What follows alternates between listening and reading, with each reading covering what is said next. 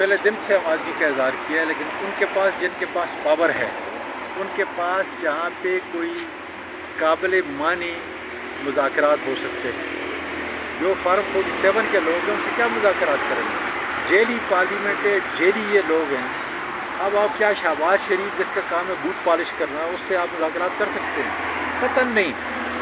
اس لیے پہلے دن سے خدا تعالیٰ کا شکر ہے کہ ہم اپنے اسی اصول کے اوپر جو ہے قائم ہیں کہ مذاکرات ان کے پاس جن کے پاس طاقت ہے اور اختیار ہے، سب سے بڑی بات ہے جن کے پاس اختیار ہے. اس لیے کہ یہ ملک ان کا بھی ہے اور یہ ملک عمران خان کا اور ہمارا سب کا ہے. اور ہمیں چاہیے کہ اس ملک کو بچانے کے لیے مذاکرات بھی کریں اور ملک کو آگے جانے کی کوئی ترتیب بھی پیدا کریں. اس میں تو کوئی دوسری رائے ہے نہیں. یہی موقف ہمارے عدالتوں کے اندر ہے، یہی موقف جو ہے ہمارا عوام کے اندر ہے، یہی ہمارا سیاسی موقف ہے، یہی ہمارا اس جیلی پارلیمنٹ کے اندر بھی یہی موقف ہے. اچھا سر، ابھی عمران خان عدت کیس میں گرفتار ہے. سپوز اس کا فیصلہ آ بھی جاتے ہیں، عمران خان صاحب بری ہو بھی جاتے ہیں، لیکن نیب توشہ خانہ ریفرنس دوم تیار کرنے جا رہی ہے. تو آپ کو کیا لگتا ہے عمران خان صاحب لمبے عرصے تک جیل میں رہنے والے ہیں؟ ہمیں کم از کم عمران خان جو ہے جیل میں رہے یا جیل سے باہر رہے، ہمیں فکر یہ کرنی چاہیے کہ ملک جو ہے کس طرف جا رہا ہے. معاشی طور پر، معاشرتی طور پر ملک تباہ ہو چکا ہے. ہمیں اس کی فکر کرنی چاہیے اور ہمیں یہ فکر کرنی چاہیے کہ کیا قانون کی علمبرداری، آئین کی علمبرداری ہوگی. اگر ہوگی تو ہمارا ملک بچ جائے گا، اور اگر نہیں، یہ دیکھ لیں سارے ادارے تباہ ہیں. جس ملک کے اندر ادارے، خاص کر عدالتیں کمپرومائز ہو جائیں، اس ملک کا کیا مستقبل رہ سکتا ہے؟ یہی ہم کہہ رہے ہیں کہ یہ ملک سب کا سانجا ہے. آؤ اس ملک کو بنیادی طور پہ جو ہے یہ بچائیں. جو سب سے بڑی اہم بات پہ کرنے والا ہوں وہ ہے جبری گمشدگیاں.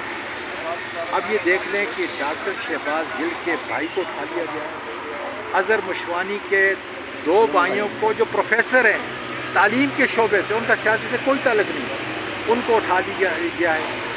صدیق صاحب کو اٹھا لیا گیا ہے. کتنے اور ہمارے جو ہے ورکر ہیں، ہمارے قائدین ہیں، ہمارے ممبر ہیں، ان کے بھائیوں رشتہ داروں کو اٹھا دیا گیا ہے.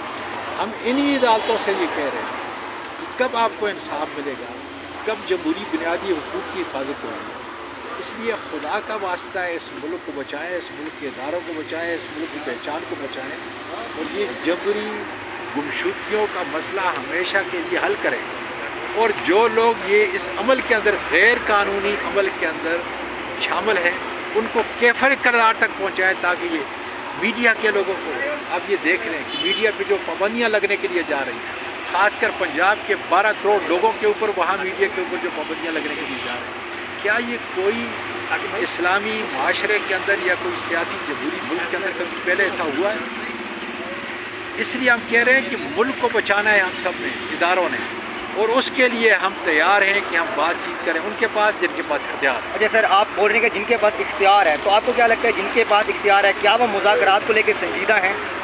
وہی تو بات ہے نا، پہلے دن سے ہم کہہ رہے ہیں، بلکہ 5 اگست 2023 سے پہلے بھی عمران خان کا یہ موقف ہے. مجھے کہا ہے کہ آپ کوئی رستہ تیار کریں تاکہ اختیار کرنے والے جو لوگ جن کے پاس اختیار ہے ان سے میری بات چیت ہو سکے کہ ہم ملک کو باہمی طور پہ بچا سکیں. آج بھی وہی موقف قائم ہے کہ اختیار رکھنے والے لوگ اس ملک کے مستقبل کو سوچیں، کیونکہ یہ ان کا بھی ملک ہے. اور اگر نہیں سوچیں گے تو پھر اس ملک کا کیا ہوگا؟ یہی ہمارا المیہ ہے کہ ہماری آنے والی نسلیں دیکھ رہی ہیں کہ 24 کروڑ کا یہ ملک عملی طور پر تباہ ہو چکا ہے. اس لیے سارے ادارے طاقت کے ذریعے سے ان کو دبا دیا گیا، ان کو تباہ کیا گیا ہے. اس کے لیے کوئی پیش رفت ہونی چاہیے. بہت شکریہ.